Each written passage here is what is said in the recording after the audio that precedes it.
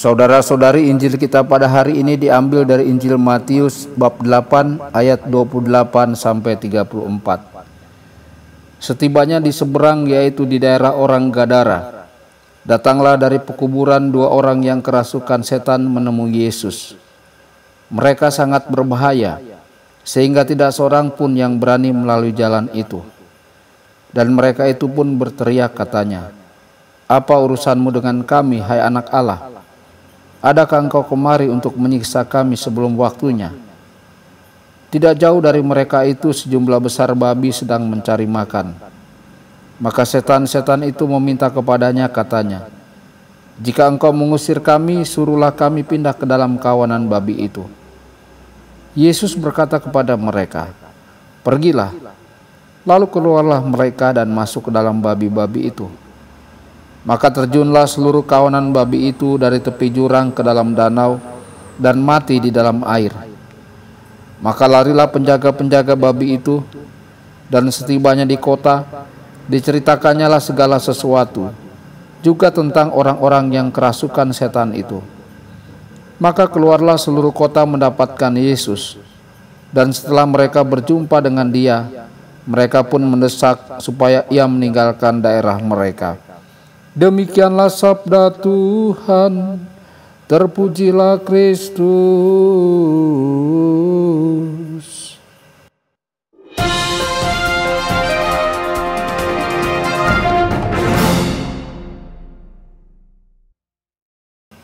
Saudara dan saudari terkasih dimanapun Anda berada, jumpa lagi dengan saya Romo Tedens dalam saluran Warta Kabar Sukacita.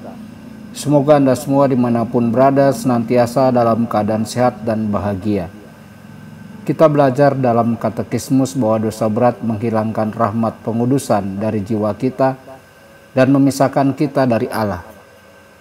Injil hari ini mengilustrasikan pemisahan itu. Ketika dua orang yang kerasukan setan menjaga jarak dari Kristus dan ingin Dia meninggalkan mereka sendirian.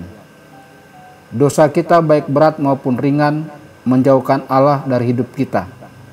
Ini seperti mengatakan kepada Allah bahwa kita tidak membutuhkannya, bahwa kita tidak menginginkan Allah dalam hidup kita.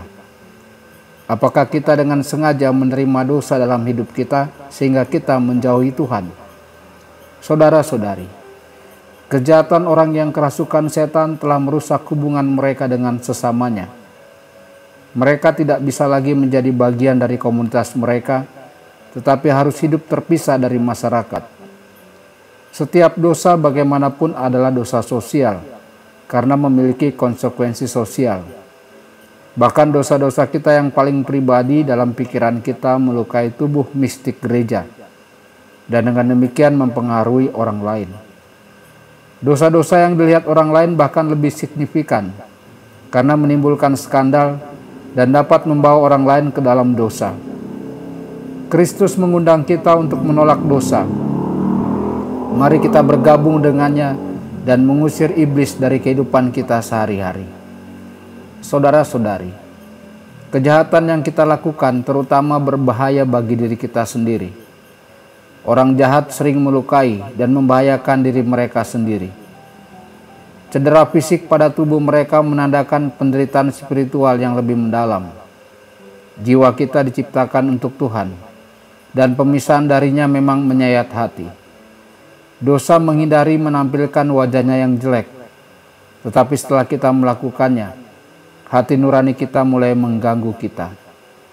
Kemudian kita menyadari bahwa pilihan kita yang salah telah memisahkan kita dari Dia yang secara alami menarik kita. Kita merasakan sakitnya perpisahan dan perpecahan yang memisahkan kita secara batiniah. Tuhan Yesus memberkati dan menyertai Anda semua. Sabda Allah adalah kebenaran. Sabda Allah adalah kehidupan. Mari kita mencintainya, mari kita menghayatinya. Ya Tuhan,